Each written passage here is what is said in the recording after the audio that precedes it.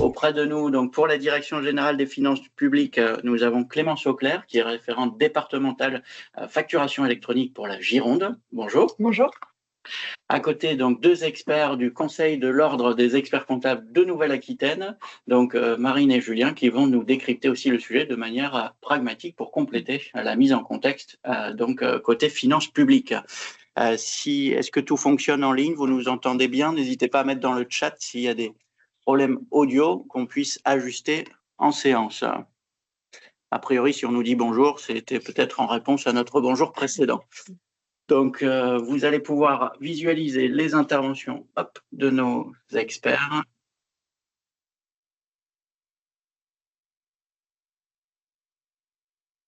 Est-ce que vous voyez le support également en ligne? On est pas mal. On est bien. pas mal. Je vous laisse Clémence donc commencer. Super. Par votre partie. Super. Eh bien, merci à tous. Bonjour encore une fois. Donc, je vais vous parler un petit peu du. Là? Un petit micro. C'est bon, parfait. Donc, on part sur 20 minutes pour ma part de présentation de la réforme de la facturation électronique. L'idée, c'est de vous donner des grands messages, les grandes orientations de la réforme pour que vous y voyez un peu plus clair. On sait que c'est une réforme qui n'est pas évidente, il n'est pas facile de s'en saisir. Si vous retenez quelques messages clés aujourd'hui, je serai très contente. Déjà, je vous en passe deux, un petit peu en teasing. Le 1er septembre 2026, tout le monde devra avoir choisi une plateforme agréée. Plateforme qui sera vraiment votre boîte aux lettres en fait des factures tout simplement. Donc vraiment, et toutes les entreprises, deuxième message, toutes les entreprises sont concernées à cette même date. On l'expliquera un peu plus en détail. Donc vraiment, retenez ces deux choses-là, ça arrivera très vite. Donc il faut se poser des questions en interne. Pour vous présenter un petit peu le contexte de la réforme de la facturation électronique. Pourquoi on fait ça? Déjà, il faut savoir que ce n'est pas une invention de l'État français, ce n'est pas une invention de l'État tout court. En réalité, la facturation électronique, elle existe déjà dans le monde des entreprises depuis plusieurs années. Très concrètement, quand vous avez un fournisseur qui vous dit il faut vous connecter sur mon compte client pour aller chercher la facture, c'est déjà une forme de facturation électronique. Donc, ce qu'on a constaté, c'est qu'en réalité, il y avait pas mal de personnes qui mettaient en place ces comptes clients. Donc en réalité, il faut aller se connecter à droite, à gauche pour récupérer sa facture fournisseur. Parfois, il faut aller chercher dans ses mails. Parfois, ça tombe dans les spams. Et puis, il y a toujours la facture papier. Donc tout ça a fait qu'on a constaté qu'il y avait beaucoup de formats de factures différenciés, avec les difficultés de traitement qui pouvaient en résulter, des redondances de saisine, voilà, encore une fois, le fait d'aller chercher sa facture, ne pas savoir où aller. Bref, tout ça a conduit l'État à se poser en régulateur sur ce sujet et à indiquer, on arrête, on se met tous autour de la table, parce que c'est vraiment une réforme qui est co-construite avec les fédérations professionnelles au niveau national, et on décide d'un seul format de facture harmonisé qu'on impose à tout le monde. C'est ça la réforme de la facturation électronique. Et concrètement, comme c'est une facture dématérialisée, qui n'est pas un PDF, et je le redirai, c'est vraiment important de le retenir, eh bien pour la transmettre et pour qu'elle soit exploitable par tout le monde, eh bien on passe par des plateformes agréées. Chaque entreprise choisit sa plateforme, ça peut être la même, elle peut être différente, il n'y a pas de souci. Et en gros, cette plateforme, encore une fois, c'est la boîte aux lettres par laquelle les factures passent. Vraiment, c'est l'idée de la réforme. À côté de ça, on a aussi un reporting de certaines données, mais je vais le présenter un peu plus tard. Mais la facturation électronique, c'est vraiment ça. C'est vraiment, on envoie une facture sous format dématérialisé, un format spécifique commun à tout le monde, et pour qu'on puisse le transmettre et que tout le monde puisse l'exploiter, on passe par des plateformes agréées par l'administration. D'accord ? Je vous le disais, c'est pas une invention de l'État français parce qu'au niveau mondial, ça fait 20 ans qu'on passe à la facturation électronique. On pense souvent au Mexique ou au Chili qui ont été pionniers en la matière, pour lesquels ça fonctionne très bien. Et puis plus proche de nous, au niveau européen, on a l'Italie qui y est passée en 2019, qui a des très très bons résultats. La Belgique vient de rentrer dans l'ère de la facturation électronique au 1er septembre 2026. Et puis tout ça aussi, c'est dans un contexte d'une directive européenne, de toute façon, qui impose les échanges sous format facturation électronique à horizon de 2030. Donc en réalité, en France, on fait qu'anticiper quelque chose qui va arriver et quelque chose qu'il faut qu'on consolide avant l'entrée en vigueur au niveau européen.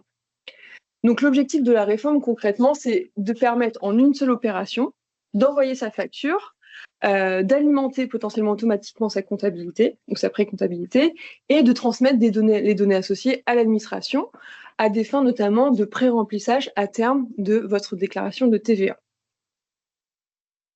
Donc là, je vous résume les 4 objectifs clés de la réforme. Je l'ai dit au moins à demi-mot. Donc, c'est renforcer la compétitivité des entreprises parce que de fait, en termes de gestion, on a vraiment des gains à attendre sur la création, l'envoi et le traitement des factures, avec une sécurisation des données commerciales parce qu'on va avoir une traçabilité de la facture. On va vraiment savoir en temps réel où en est la facture. Est-ce qu'elle a été reçue? Est-ce qu'elle a été payée?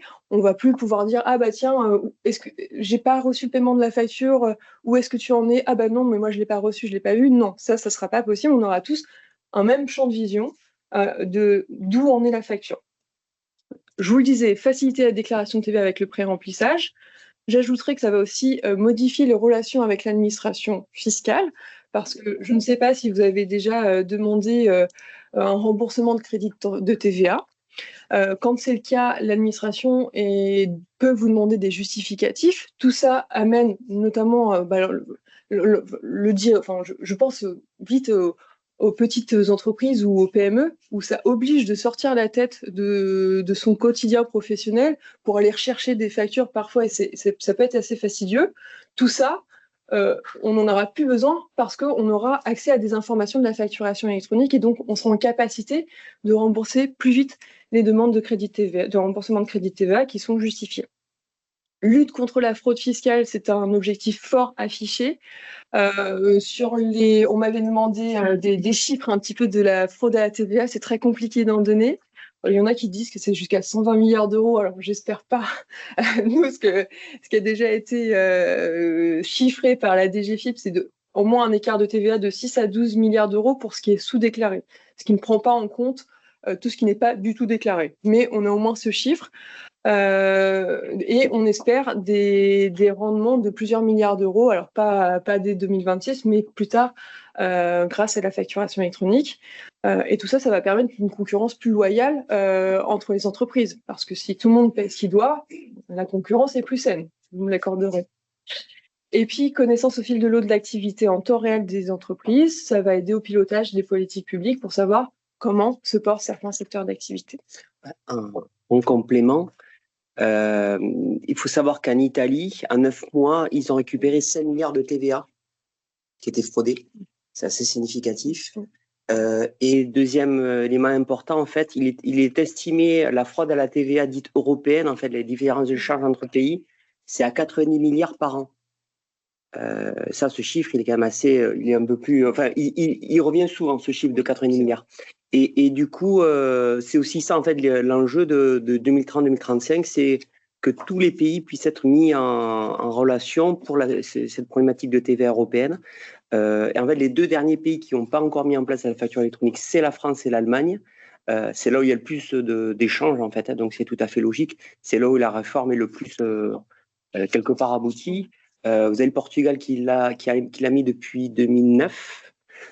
Sur un schéma un peu, entre guillemets, maintenant on le dit comme ça, mais bon, à l'époque c'était précurseur, un peu archaïque, où en fait c'est l'entreprise portugaise qui devait aller chercher ses factures sur le site de l'État, en fait.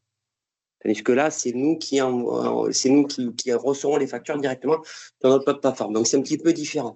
Mais voilà, donc vraiment, cette dimension européenne, elle est très très forte.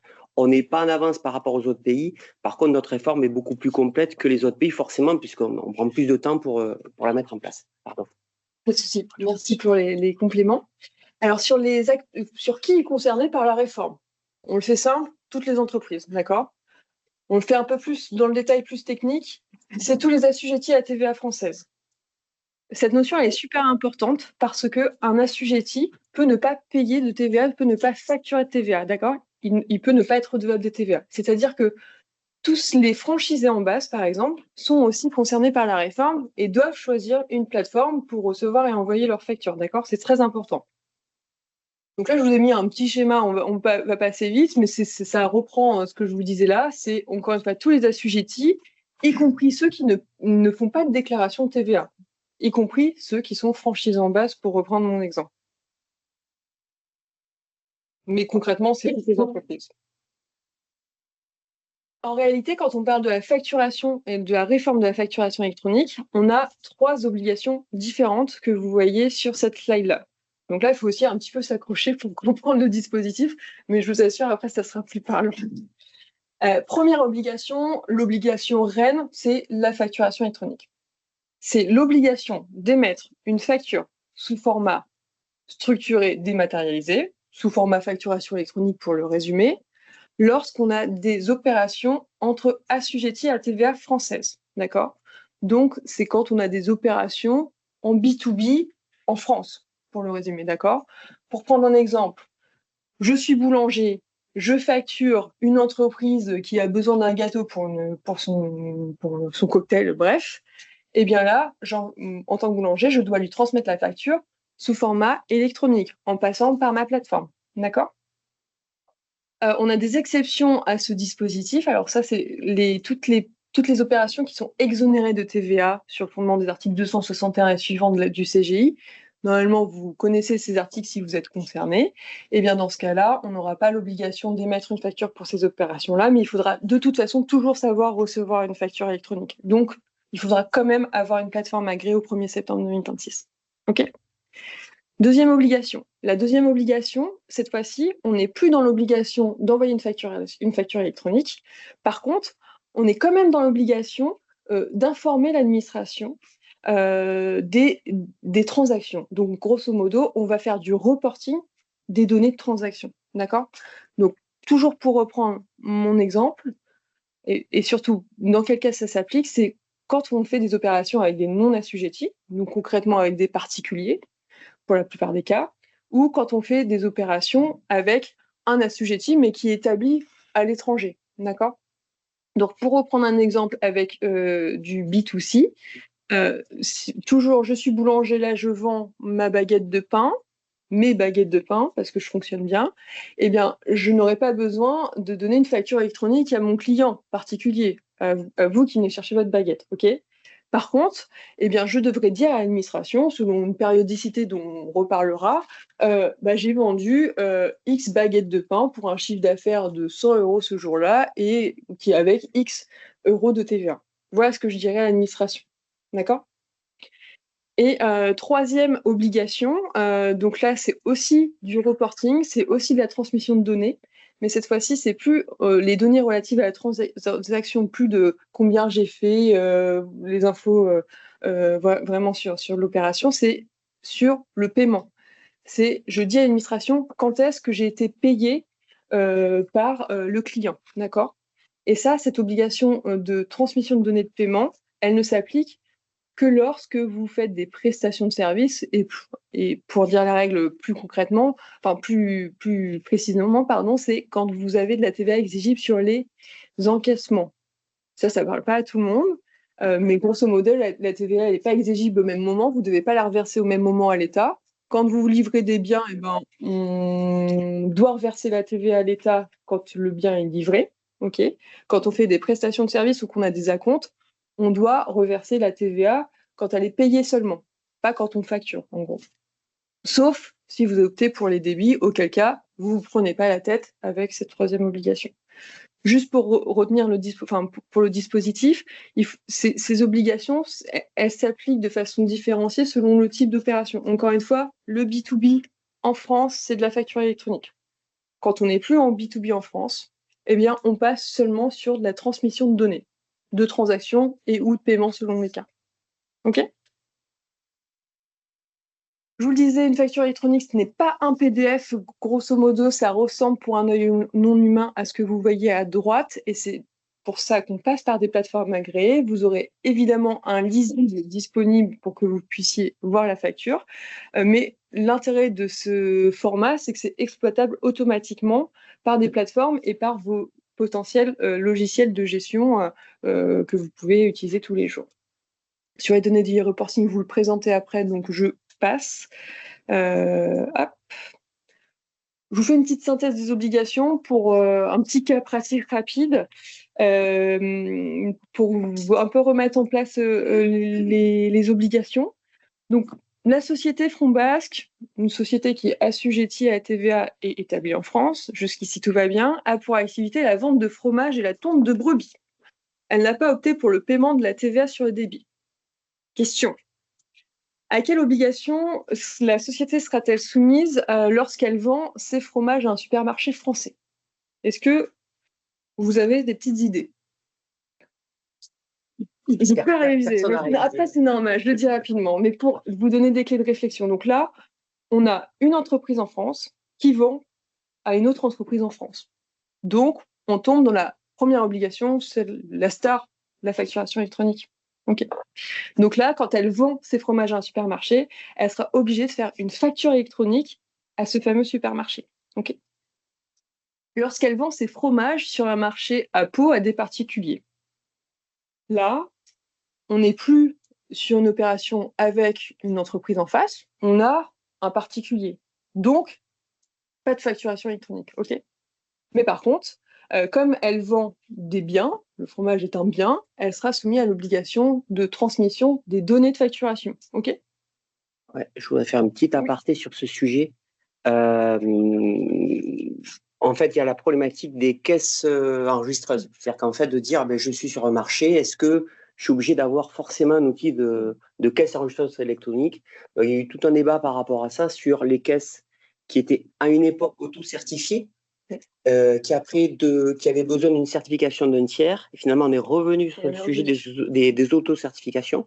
Donc là, c'est pas un sujet. Mais aussi, on peut envisager un système où je reste encore sur du papier quand je suis sur mon marché, mais après, derrière, quand je dois donner mes données de e-reporting, de reporting de transaction, en fait, là, pour le coup, je dois le renseigner dans un système informatique. Mais on peut encore envisager des supports papier dans des cas encore particuliers, quoi. En fait, on bascule pas sur du tout numérique, sur tout ce qui peut se passer.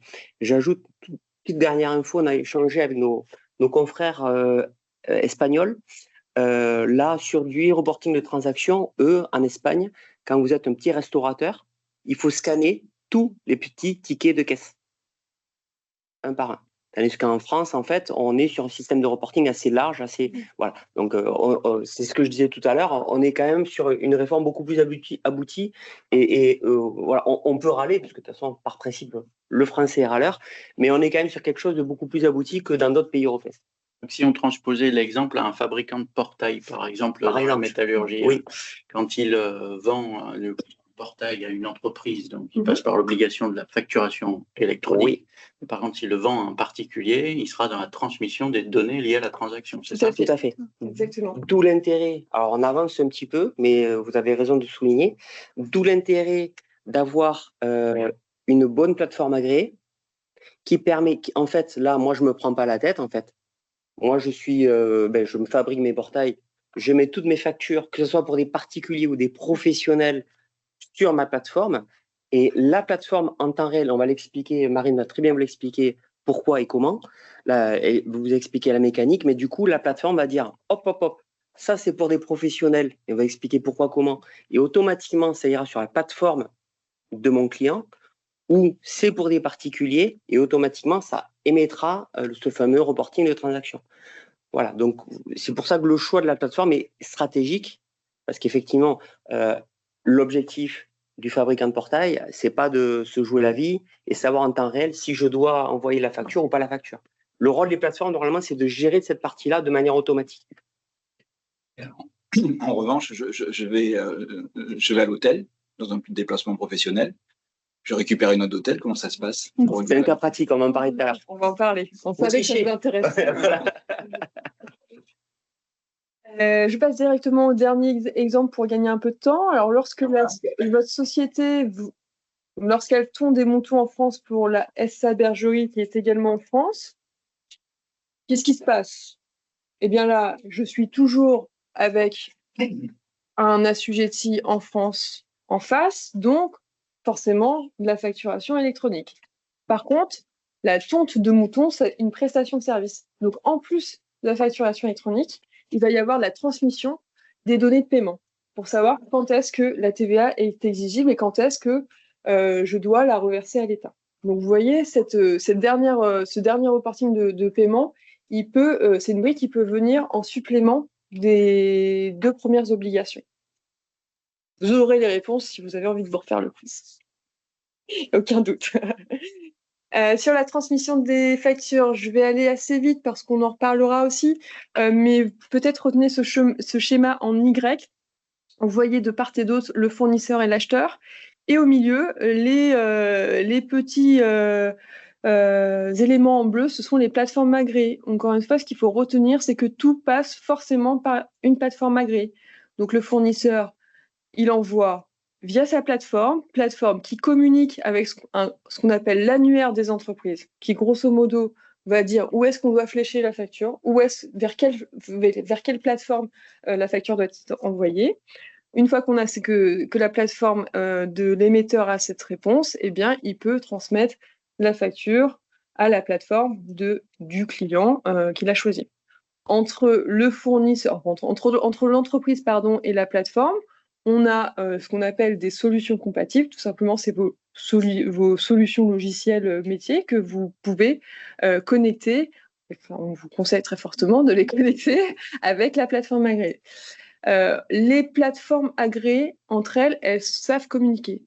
C'est garanti. Par contre, votre solution métier, elle ne saura pas forcément se connecter à toutes les plateformes. Donc, c'est important que vous discutiez avec votre éditeur de logiciel pour savoir comment il se positionne par rapport à la réforme, s'il sait se connecter à des plateformes et si oui, lesquelles, si ça vous convient ou pas. Mais ça, pareil, je pense que je vous en parlerai plus en détail. Et qui a accès? J'ai bien compris que l'État avait accès, enfin, la DGFiP avait accès à la plateforme. D'autres institutions ont accès à la plateforme? Non, à ce stade, c'est quelque chose qui sera ouvert à la DGFiP. Pour vous dire concrètement, chez nous, effectivement, on va pouvoir voir les données de facturation pour ensuite alimenter le pré-remplissage à terme et éventuellement voir ce qui se passe. Mais à ce stade, c'est prévu que pour la DGFiP. Voilà. Les cas d'usage, je passe rapidement, mais sachez qu'il y a forcément, selon vos activités, parfois des modalités de facturation un peu plus spécifiques. C'est ce qu'on appelle des cas d'usage. Ils ont été répertoriés, il y en a 44 et plus 42 à ce jour. Ils sont disponibles sur le QR code que vous pourrez vous consulter si vous le souhaitez. Julien et Marine vont en présenter quelques-uns, les fameux notes de frais. Le message que je veux vous faire passer sur les cas d'usage, c'est que pareil, toutes les plateformes agréées ne sauront pas prendre en charge les 44 cas d'usage. Donc, ce qui est important, c'est que vous alliez voir ce listing de ces cas spécifiques, que vous puissiez en conclure si certains sont utiles pour vous ou pas, et s'ils le sont, voir avec la plateforme que vous voulez choisir si elle les prend en charge. Ok, ça, c'est important. L'annuaire de la facturation électronique, c'est dans le schéma en Y, ce que vous voyez au milieu, ce qui permet de dire où est-ce que je dois adresser les factures. Il est disponible en consultation libre sur Internet. Donc, je vous ai mis la petite adresse là. Vous pourrez aller voir. Normalement, vous rentrez votre sirène, vous allez vous trouver. D'accord ? C'est normal de vous trouver, c'est parce que vous êtes concerné par la réforme. Si vous ne vous trouvez pas, c'est qu'il y a des petits bugs techniques qu'on est en train de résoudre. L'annuaire est en train d'être alimenté au fil de l'eau, mais vous y figurerez. Et toutes les entreprises devront y figurer. On aura la mention de si l'entreprise est raccordée ou pas à une plateforme. Donc, vous pourrez faire le petit test. J'essaye d'avancer, j'ai un petit peu de retard. Non, pas du tout, je parle beaucoup. Donc, les plateformes agréées, c'est vraiment la colonne vertébrale du dispositif. Sans plateforme agréée, vous ne pourrez pas vous conformer aux obligations de la réforme, encore une fois. Elles sont vraiment le lien, celles qui permettent d'envoyer et les factures et les données correspondantes à l'administration. Donc ces plateformes, elles sont agréées par l'administration fiscale, elles sont immatriculées pour 3 ans. Il y a un cahier des charges spécifique, technique aussi à respecter. Des tests opérationnels ont été faits, des tests de sécurité ont été faits, on sait que c'est un sujet important. Tout ça a donné lieu à la publication d'une liste des plateformes agréées qui est disponible sur impôts.gouv que vous pourrez cliquer sur le lien pour aller les voir. Un petit conseil également, si vous êtes démarché par des plateformes, allez vérifier que c'est vraiment une plateforme agréée. On ne sait jamais, d'accord? C'est important de vraiment regarder cette liste qui est évolutive, hein, qui a la vocation à s'enrichir. Donc, n'hésitez pas à aller y faire un tour à chaque fois que vous êtes démarché. Lorsque vous aurez fait votre choix de plateforme agréée, il faudra formaliser ce choix. C'est un choix express. On ne peut pas vous dire votre éditeur de logiciel, qui peut être par ailleurs également plateforme agréée, hein, on en a. Il ne peut pas vous dire j'ai fait une évolution des conditions générales de vente, j'ajoute ça. Non, ok. Il faut que vous, expressément, vous disiez je choisis telle plateforme. Soit vous faites ce choix, soit vous décidez de déléguer ce choix à un tiers de confiance, par exemple un expert comptable. Mais en tout cas, il y aura la formalisation du choix de la plateforme agréée. Sur le calendrier de déploiement, je l'ai dit en début de présentation, une date cruciale, le 1er septembre 2026, d'accord, où toutes les entreprises devront avoir choisi une plateforme de réception pour recevoir les factures. Ok. En émission, cette fois. Ça dépend de la taille de votre entreprise, d'accord? Si vous êtes une grande entreprise ou une entreprise de taille intermédiaire, à cette même date, au 1er septembre, en plus de recevoir, vous devrez être en capacité d'émettre. D'accord? Si vous êtes une PME ou une TPE, eh bien, vous avez 1 an de plus pour être en capacité d'émettre les factures. D'accord? C'est clair? En tout cas, 1er septembre 2026, tout le monde doit être en capacité de recevoir. Pourquoi? Parce qu'il y a des grandes entreprises qui vont commencer à émettre leurs factures électroniques, y compris à des petites entreprises. Donc, il faut que les petites sachent recevoir celles que les grandes envoient. Voilà. Et pour le calendrier du e-reporting, la transmission, c'est la même logique différenciée selon la taille de l'entreprise. Sur la taille, je passe rapidement je vais les passer vu le temps, mais sachez qu'on a des critères objectifs pour déterminer la taille de l'entreprise. Ça s'apprécie au niveau de l'entité légale du SIREN, donc peu importe si vous avez une intégration fiscale ou pas.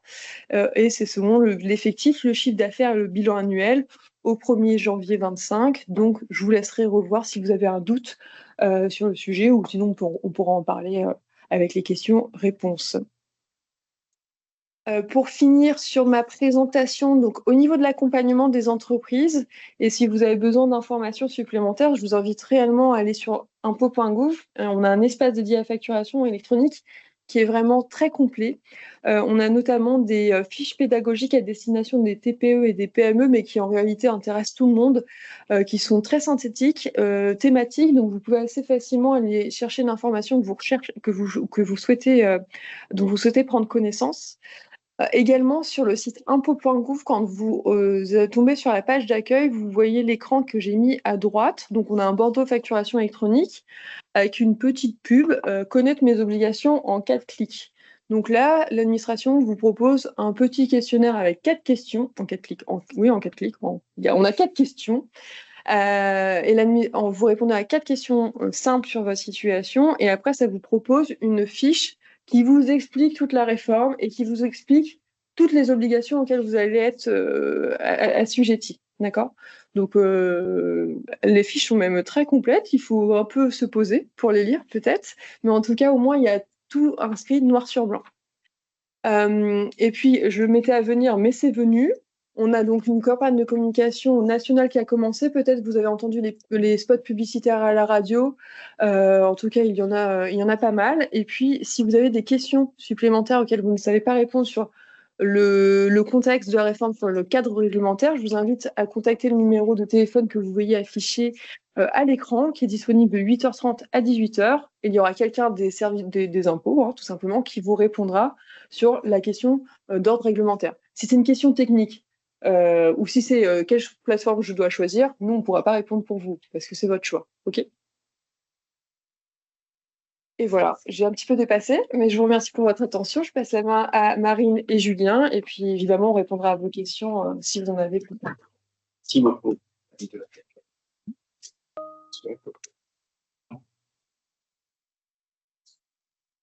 Donc, pour enchaîner, merci beaucoup pour cette présentation. Donc, nous, on a décidé donc d'aborder le sujet un peu plus côté pratique. Donc, dans un premier temps, quelles données vont être transmises à l'administration fiscale lorsque j'envoie la facture de manière dématérialisée. Donc, il y a 26 mentions, mais il y en a beaucoup qui sont déjà dans les factures aujourd'hui. Certaines vont être ajoutées, par contre, notamment donc, le numéro sirène de votre client, qu'aujourd'hui on ne voit pas dans les factures, mais qui va être important pour flécher ensuite entre les plateformes agréées la facture, parce qu'il faut bien savoir où est-ce qu'on l'envoie. Également, la catégorie de l'opération, comme le disait donc Clémence, savoir si c'est une livraison de biens, une prestation de service ou les deux. Et effectivement, si on a opté pour la taxe sur les débits, parce que tout ça, ça va avoir une incidence sur le reporting donc de données de paiement. Ouais, simplement pour ajouter, justement, on a bien compris, vous avez vu un peu le planning de tout à l'heure. Si vous pensez être plutôt dans les TPE, donc plutôt je dois me positionner au 1er septembre 27, où je devrais être dans l'obligation d'émettre des factures. On a compris, j'en ai parlé un petit peu tout à l'heure. Il faut impérativement que j'aille voir ma base client, ma facturation client à aujourd'hui pour être sûr que j'ai bien ces numéros de TVA et numéros sirène qui apparaissent.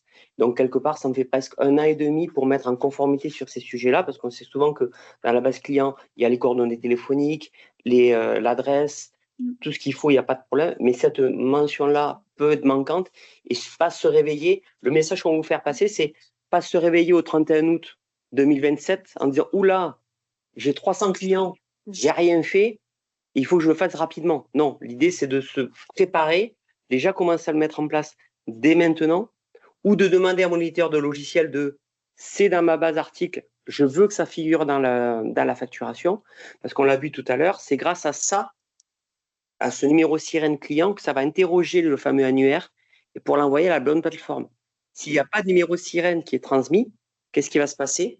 L'annuaire va considérer que c'est un particulier et donc du coup, ça ne va pas basculer automatiquement dans les données de e-transaction et en face, beaucoup plus embêtant, mon client va dire « je ne comprends pas, j'ai acheté tel bien, je devrais pouvoir récupérer tant de TVA par rapport à ça et la déclaration pré-remplie ne le fera pas figurer. » Donc, je vais avoir des interrogations à l'administration fiscale sur ces sujets-là. Donc, l'objectif pour vous, c'est de ne pas vous embêter avec tout ça. Donc, anticipez au maximum sur cette info-là, parce que quand on en parle un peu avec tout le monde, on se rend compte que c'est assez manquant, quoi.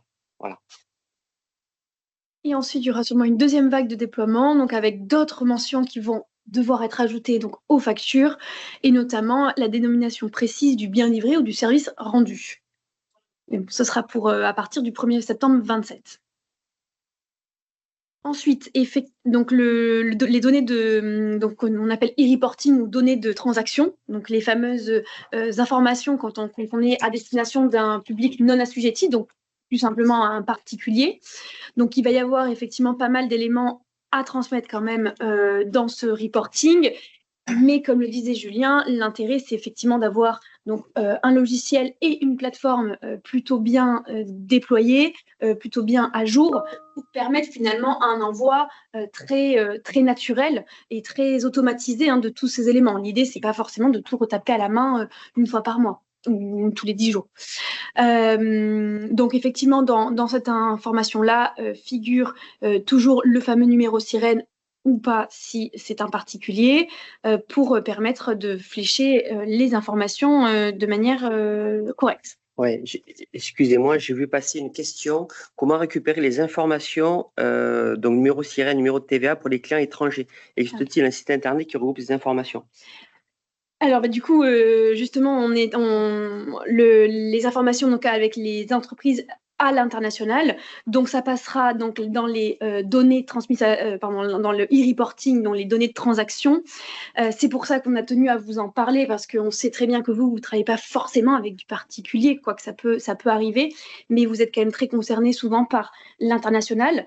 Donc, ce sera dans ce cadre des données de transaction, et il n'y aura pas besoin donc, de mettre de numéro sirène, parce que finalement, les entreprises étrangères n'ont pas la même codification que nous en France. En fait, en général, le numéro TVA intracommunautaire de l'étranger, en fait, vous le demandez. En fait, si vous travaillez avec un client espagnol, il va vous dire, je veux pas que vous me facturiez la TVA française parce que c'est un échange intracommunautaire. Donc, dans ce cadre-là, la plupart du temps, vous le demandez, mais du coup, donnez-moi votre numéro TVA intracommunautaire. Et donc, du coup, c'est cet élément-là qu'il faudra renseigner, voilà, dans ce fameux e-reporting. Oui, mais quand on travaille avec le Japon, il n'y a pas de numéro intracommunautaire. Oui, effectivement, et le cas échéant, on mettra un numéro d'identification étranger, qui sera ni le numéro TVA intra, ni de sirène de fait. On dira. Et ça me permet de faire une petite parenthèse sur le numéro intracommunautaire. Effectivement, quand votre client étranger vous le donne, ça vous dispense pas, vous avez même l'obligation d'aller vérifier qu'il est bien réel et bien actif, ce numéro. Je ne sais pas si vous le savez, mais en tout cas, je vous invite à aller vérifier le numéro intracommunautaire. On a un service qui s'appelle VIES, V-I-E-S, d'accord. Sur le site Service public entreprendre, vous tomberez dessus, et ça vous permet de vérifier que ce numéro est toujours actif. S'il ne l'est pas, retournez-vous contre votre client, mais en tout cas, c'est pas censé se faire. Voilà. Sachant que, pour rebondir et pour clore la problématique Japon, là, les données de e-reporting de transaction, c'est simplement consultatif, parce qu'en fait, à l'instant T, on n'est pas encore là, il n'y aura pas de recouplement qui va s'effectuer avec ces boîtes étrangères, en fait. C'est simplement pour avoir des données statistiques, surtout, pour dire, ben, voilà, au niveau de l'étranger, qu'est-ce qui s'est passé? Et enfin, donc, les fameuses données de paiement, donc, pour indiquer si la facture a bien été réglée ou pas, dans le cas où nous sommes dans une prestation de service et où on n'aurait pas une option pour les débits. Dans quel délai? Donc, une facture envoyée sous format dématérialisé, donc facture électronique, c'est finalement au moment de l'émission. On l'émet, elle part automatiquement sur la plateforme agréée, c'est naturel. Donc, on dit 24 heures chrono, mais finalement, c'est quasiment instantanément. Par contre, pour les données de transaction, effectivement, donc là, cela dépend du régime de TVA dont vous faites partie. Pour ceux qui sont réels, normales, mensuels, donc ce sera tous les 10 jours. Donc, c'est pour ça que c'est très important d'avoir une plateforme qui vous permet d'automatiser tout cela. Pour ceux qui sont au régime trimestriel, donc c'est tous les mois. Et pour ceux qui sont en régime simplifié, même si du coup le régime simplifié n'existera plus au 1er janvier 2027, ce sera aussi au mois. Et pour ceux en franchise donc, de TVA, auxquels on ne pense peut-être pas forcément, ce sera tous les 2 mois. Et pour les données de paiement, donc effectivement une périodicité mensuelle pour tout le monde, excepté ceux en franchise de TVA, où là, on aura une fréquence de tous les 2 mois. Donc, voilà. Donc on vous a fait une petite synthèse, donc vous pourrez, si jamais vous reprenez le support, ça vous permettra peut-être un petit peu d'avoir tout ça en tête de manière un peu plus résumée et dans quelle catégorie vous vous situez. Les sanctions, il faut quand même parler un petit peu de sanctions. Ce sera surtout des pénalités. Donc pour l'assujetti, donc 50 € par facture non émise via une plateforme agréée dans une limite de 15 000 € par an et 500 € par transmission dans la limite donc de 15 000 € par an. Et pour une non-inscription à une plateforme agréée, donc 500 € puis 1 000 € tous les 3 mois. Je vous parle pas de la PA parce que ça vous concerne pas forcément. Ah, tu veux dire quelque chose? Ouais, il y a un point qui a été rajouté. On n'est plus obligé d'émettre un e-reporting si on n'a pas eu de transaction. Ah oui, tout à fait. Oui. Dans la décade. Okay. C'est-à-dire que, ou pendant le mois, par exemple, j'ai 3 factures sur mon activité, j'ai 3 factures de vente dans le mois pour des particuliers, c'est un cas d'école, hein, c'est un cas. Et si je ne fais rien le mois d'après, je ne suis pas tenu d'émettre ce fameux reporting, d'accord? En fait, le e-reporting à 0, le cas échéant, n'est pas obligé d'être transmis. Par contre, j'ai une société en sommeil, je suis obligé quand même d'adhérer à la plateforme. Oui, tout à fait. Exactement. L'archivage. Donc effectivement, tout ça va quand même poser la question de l'archivage numérique des factures, parce qu'on a la même conservation, enfin la même obligation de conservation qu'aujourd'hui, donc 10 ans d'archivage. Là, logiquement, on se dit, bah, parfait, ma plateforme va me permettre d'archiver donc mes factures et je pourrai les consulter facilement durant les 10 prochaines années. Alors oui, mais il faut faire attention à ce que justement, dans l'ordre de choix de votre plateforme, celle-ci le propose bien. Voilà, la responsabilité de cet archivage est quand même toujours sur l'entreprise. Et donc, c'est à vous, chef d'entreprise, de vous assurer que votre plateforme, elle va bien conserver vos éléments pendant 10 ans. Ça ne faisait pas partie du cahier d'échange des plateformes Non, agréées. absolument. C'est une fonctionnalité supplémentaire qui peut être offerte par certaines plateformes ou pas, mais ce n'est pas le socle obligatoire. D'accord. Ce qu'il faut avoir en tête, c'est que l'administration fiscale, via sa plateforme en fait, de récupération de factures globale, elle va stocker les factures pendant 3 ans. Délai légal par rapport à la récupération de TVA, voilà, c'est assez facile à comprendre. Mais en fait, vous avez une problématique commerciale. Si vous avez un litige commercial, en fait, le délai de récupération légal, c'est 6 ans.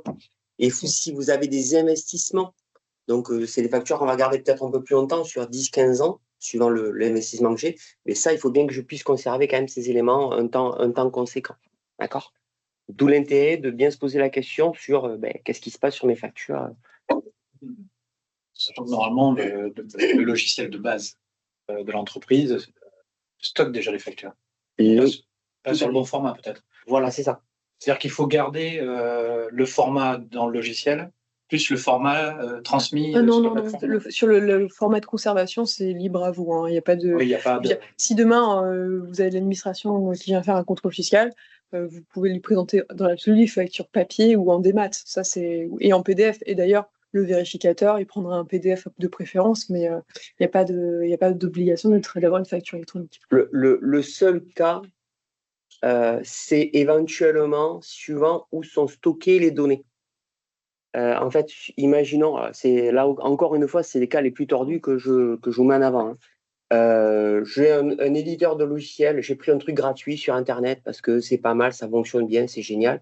Alors déjà, moi, petite perso, je ne vous le conseille pas trop parce que quand c'est gratuit, il y a un adage qui dit c'est que c'est vous le produit en général. Deuxièmement, on voit bien quand même beaucoup de systèmes informatiques se font verrouiller. Donc, si c'est gratuit, il n'y a pas de système de contrôle. Donc là, il y a beaucoup de risques de se faire hacker les données.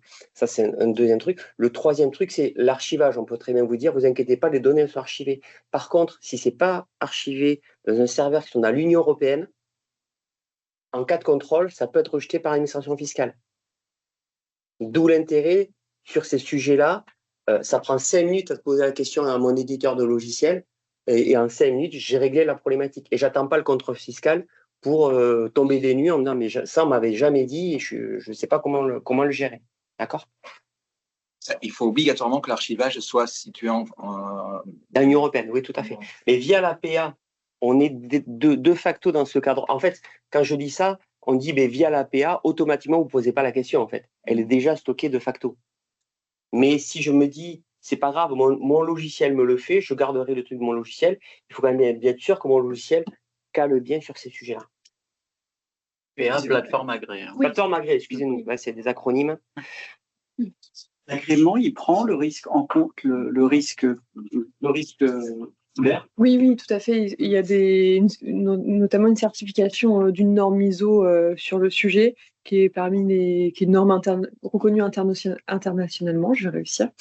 Tâche compliquée, qui effectivement teste la robustesse informatique.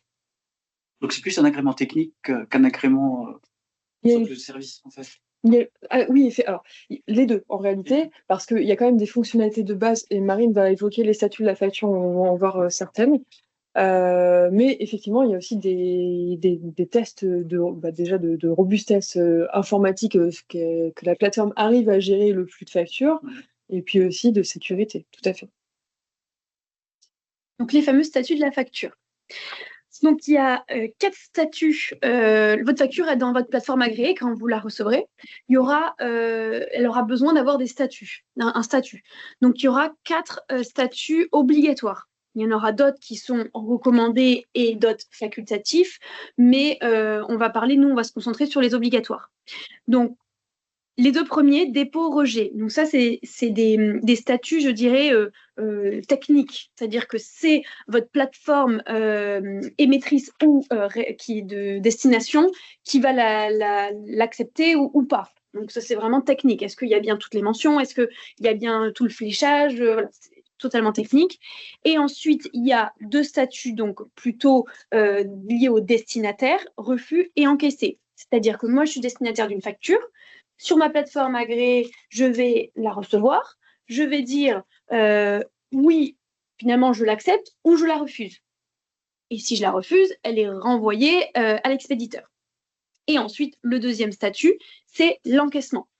Donc, est-ce que cette facture, elle est réglée ou elle n'est pas réglée? Donc, voilà, donc là, c'est les statuts un peu plus détaillés. Je ne vais pas trop m'y attarder, sauf si Julien, tu as d'autres choses à rajouter sur le sujet. Non, par contre, rejet, refus, rejet, c'est parce qu'en fait, quand vous avez renseigné vos numéros TVA, vous avez inversé 2 chiffres. Oui, c'est ça. Donc, c'est un rejet technique parce que je n'ai pas renseigné les bonnes infos. Ça peut arriver. Le refus, forcément, mais parce que c'est ce qu'on vit au quotidien de chef d'entreprise, hein, on reçoit des arnaques. Donc là, vous allez encore en recevoir via ces plateformes. Donc, ça sera à vous. Voilà, en fait, il faudra bien avoir en tête que je reçois une facture, je me pose la question.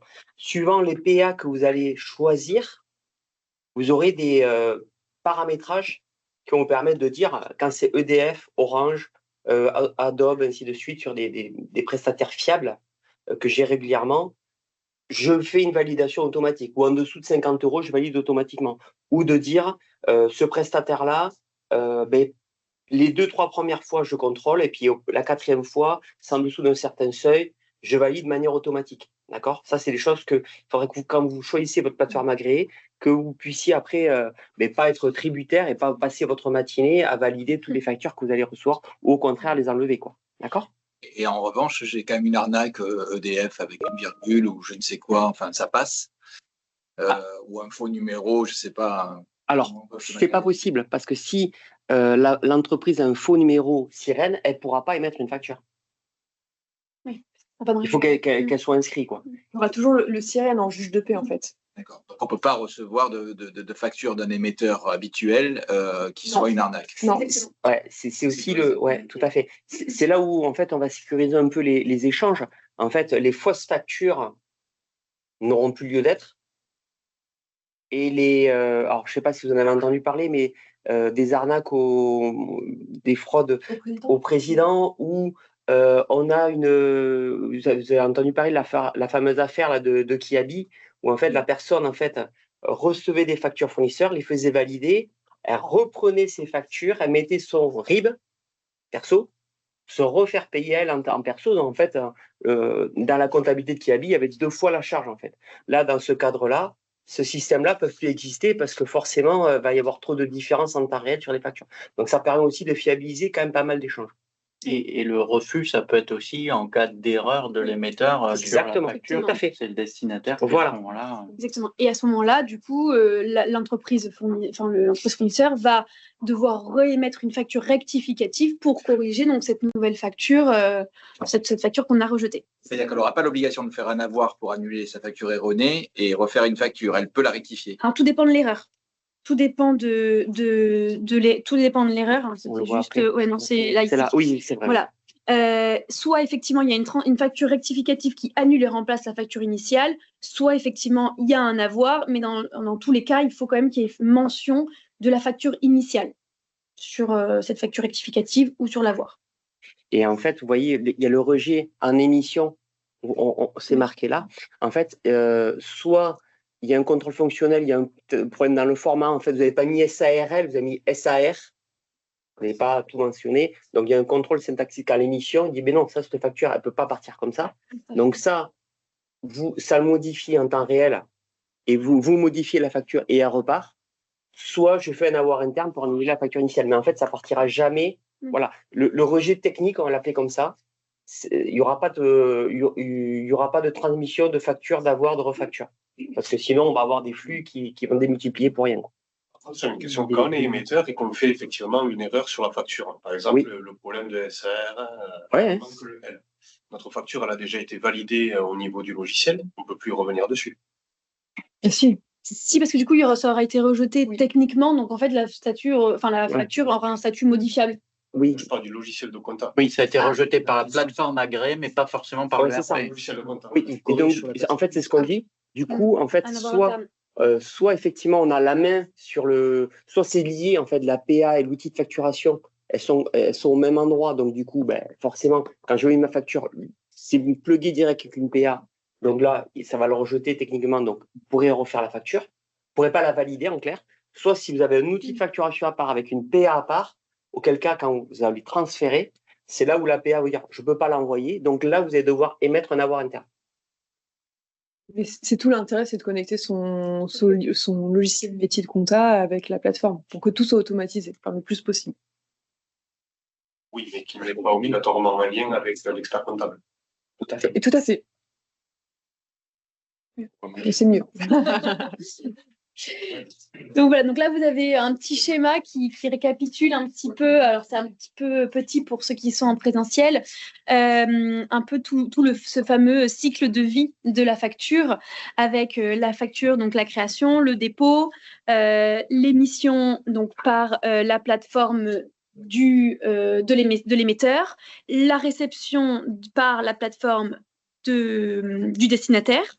La mise à disposition, la prise en charge, est-ce que je la rejette, est-ce que je la valide, est-ce que je l'approuve partiellement, est-ce que je la mets en litige, voilà, il y aura potentiellement pas mal de statuts. Je reviens, donc les statuts obligatoires qu'on a vus tout à l'heure, c'est ceux qui sont avec le petit point vert, donc déposer, rejeter, encaisser.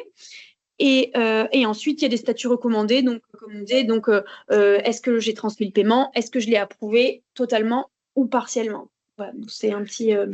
En fait, aujourd'hui, on est dans des schémas où les gens vont dire je ne vous ai pas payé parce que je n'avais pas reçu la facture, ou elle était dans les spams, ou ceci ou cela. Là, grâce à ça, en fait, les factures, elles arrivent en temps réel. Et ce qui est très intéressant, donc c'est aussi pour ça qu'il faut voir si vous avez une PA qui est en capacité de lire les statuts recommandés, les statuts jaunes, là, donc vous voyez, parce qu'en fait, ça vous permet de gérer en amont beaucoup plus facilement les litiges et les SAV. En fait, une facture qui est approuvée partiellement en temps réel, vous aurez l'information, donc vous allez pouvoir dire celle-là, elle n'est pas approuvée totalement. Pourquoi? Qu'est-ce qui se passe? Qu'est-ce qui manque? Et du coup, on va réduire les problématiques de litige et donc du coup, automatiquement, réduire la problématique des délais de paiement, bien entendu. Dernier point, sur ces statuts-là, les statuts recommandés qui vont dire approuvés vont permettre à terme, je ne sais pas si vous utilisez ce schéma de financement, mais on a des entreprises qui utilisent le factor comme solution de financement. Là, en fait, aux États-Unis, où c'est très développé, en fait, pas le factor, que le factor, ces échanges informatiques. Et en fait, ils se sont aperçus d'une chose, c'est que, en fait, on fiabilise beaucoup plus la facture, parce qu'en fait, le factor, lui, il a une facture qui est fiable, puisque c'est une facture qui a été reconnue par l'État, qui a été validée quelque part par l'État. On voit bien en temps réel le statut approuvé. Donc, du coup, les temps de traitement par les organismes qui gèrent le factor est beaucoup plus réduit. On a une sécurisation beaucoup plus forte. Et là, ils s'aperçoivent que, en fait, aujourd'hui, on voit bien que le coût du facteur, c'est à peu près 7%, 7-8% de la facture. Là, on descend à 2%. Donc, pour les entreprises qui gèrent du facteur, qui veulent avoir des délais de paiement beaucoup plus réduits, ça peut être aussi une solution intéressante. Et par contre, quand on a des clients qui nous payent en retard, parce que c'est des clients stratégiques qu'on ne relance pas forcément, et qu'on n'applique pas les intérêts sur comment ça va se passer fiscalement, parce que là, il y aura la mesure fiscalement, enfin, ça se voit, ça c'est sûr. Donc, il y a aussi l'espoir que ça fluidifie les délais de paiement de ce point de vue-là. Après, en termes de fiscalité pure, il n'y a pas d'impact. côté DGCCRF, peut-être demain, effectivement, ils auront une preuve plus objective que les délais de paiement sont pas respectés. Après, à ce stade, il n'y a pas de politique, de ligne directrice spécifique, si ce n'est que la loi est claire et existante depuis plusieurs années sur le sujet. Et effectivement, là, les choses vont être objectivées. En fait, ça, dit autrement, ça veut dire qu'effectivement, la DGCCRF puisse se pluguer sur ces infos-là. Je pense que déjà, que nous les uns les autres, les entreprises, l'État et nous, les experts comptables, déjà qu'on arrive à mettre les choses en place, que ça fonctionne bien, très rapidement. Au Portugal, ils ont mis en place la réforme de la facture électronique. Pendant 2 ans, ça a été que du paramétrage de tous les côtés. Donc, déjà, il y a cette problématique-là. Deuxième, que les impôts puissent bien remonter les éléments de TVA. Troisièmement, qu'on puisse échanger ensemble pour voir si c'est vraiment le bon truc. Je pense que le système, il va rouler, mais pas avant 5, 6, 7 ans, 8 ans. Quoi. Ouais, c'est là où on verra bien la DGCCRF si à ce moment-là, elle pourra se pluguer sur ces sujets-là. Et donc là, je vais laisser Julien. Donc, hop, je vais faire juste un petit peu plus vite pour aller à l'autre support. Voilà, sur les cas d'usage. Alors, on a entendu un peu vos interrogations sur la problématique des cas d'usage. Effectivement, il y a toujours des cas un petit peu particuliers. Donc, Clémence l'a abordé tout à l'heure. Il y a tout un listing avec le groupe AFNOR sur les différents cas d'usage. Donc, on vous les a tous notés là. Alors, c'est écrit en tout petit. Donc, voilà. Mais l'idée, c'est que voilà, on a à l'instant T 36 cas d'usage. Et donc, aller sur le lien que vous a recommandé Clémence pour justement voir si, par rapport au cas d'usage que vous pourriez avoir, la plateforme que vous allez choisir est en capacité de traiter ces sujets de manière optimisée. On est d'accord, 80% des cas d'usage seront traités par toutes les plateformes. Il y a toujours des cas particuliers, donc ça sera après à vous de le gérer. Donc là, on vous a donné 3 cas d'usage. Alors, peut-être qu'on peut passer vite sur certains, on verra, voilà, suivant votre appétence. Le premier, c'est, vous l'avez soulevé, les factures de frais payées par le collaborateur aux cartes d'achat ou logées avec une facture ou sans facture. Donc, c'est souvent le collaborateur qui va... Donc, il y a 2 cas. C'est le collaborateur qui va à l'hôtel. Donc, il va à l'hôtel. Qu'est-ce qu'il fait? Est-ce qu'il a une carte entreprise ou est-ce qu'il a sa propre carte bleue? Et après, s'il prend sa propre carte bleue, comment ça fonctionne en fait? Donc après, là, par rapport à ça, il y a donc mon collab qui paye sa nuit d'hôtel. Donc là, 2 cas. Soit la facture est envoyée directement à l'entreprise, ou soit sinon, il se fait une note de frais. C'est-à-dire qu'en fait, il a la facture qui se reçoit pour lui. Voilà. Et après, le dernier cas, c'est je vais à l'hôtel, je quitte ma chambre et en fait, la facture est envoyée directement à l'entreprise qui paye, elle, directement l'hôtel. Donc là, dans ce cadre-là, il y a plusieurs cas. Donc, soit, effectivement, mon collaborateur paie directement sa note d'hôtel, donc il a un petit ticket, d'accord? Donc là, ça rentre dans le cas de note de frais classique, en fait. Il n'y a rien qui change, il aura toujours sa note de frais perso. Simplement, suivant les éléments qu'il aura sur sa note de frais, il y aura des petits écarts par rapport au fameux reporting sur la TVA, c'est-à-dire qu'il y aura, on va déduire du coup des éléments qui apparaîtront pas direct de manière automatique sur la déclaration de TVA. Ça, on a un petit peu compris, donc ça très bien. Et ça veut dire que pour l'hôtelier, il devra lui l'intégrer dans du e-reporting de transaction. D'accord? Il ne va pas l'envoyer en invoicing. La deuxième, c'est effectivement, il paye. Donc, du coup, c'est une prestation de service. Donc, l'hôtelier va dire, j'envoie une facture e-invoicing à l'entreprise directement et j'ai l'information en direct que la facture, elle est directement payée. Donc là, dans ce cadre-là, les données de e-paiement, il le gère directement. Et le dernier cas, très simple, où il envoie la facture directement à l'entreprise, e-invoicing classique, et e-données de données de paiement au moment où l'entreprise qui reçoit la facture la paye. Cas typique, je ne sais pas si ça peut vous arriver, c'est vous allez chez Leroy Merlin. Leroy Merlin, vous allez passer à la caisse, vous serez traité comme des clients particuliers. Et là, ça commence à avancer. Ils vous demandent en plus votre carte. Est-ce que vous avez la carte ou sinon vous allez à la caisse centrale et en fait, vous donnez votre numéro SIREL. Du coup, dans le système automatique de la caisse de Leroy Merlin, ça le sort du e-reporting de transaction. ça vous permet d'émettre une facture e-invoicing qui sera envoyée directement sur votre PA. D'accord? Donc là, les différentes tolérances pour les notes de restaurant. Note inférieure à 150 €, pas besoin de mentionner les éléments d'identification du client. C'est-à-dire que je vais au restaurant, j'ai une facture, j'ai mon repas de 30 €, je prends mon ticket de caisse. Comme j'ai dit tout à l'heure, on reste dans le cas des notes de frais, pas de souci par rapport à ça. Par contre, donc on le voit, lorsque le montant de la prestation est inférieur à 25 € et que le client n'en fait pas la demande, pas d'obligation de délivrer une note. OK. Si par contre c'est supérieur à 150 €, il faut que le restaurateur soit en capacité, dans sa caisse enregistreuse, d'avoir une fonctionnalité pour pouvoir émettre une facture en format électronique. D'accord? Donc ça, c'est quelque chose qui va être obligé de mettre en place. OK.